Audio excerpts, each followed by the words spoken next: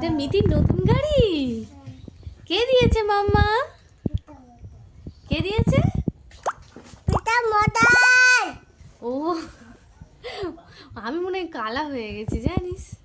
এটা তোমার জন্মদিনের গাড়ি? হ্যাঁ, কেমন লাগছে তোমার? ভালো লাগছে। বলি বাবালে, এক্সপ্রেশনে ডিব্বা। দেখি চালিয়ে আসো, কিরকম গাড়ি চালাতে পারো দেখি।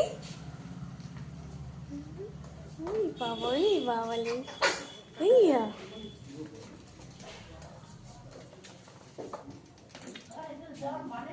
Side side.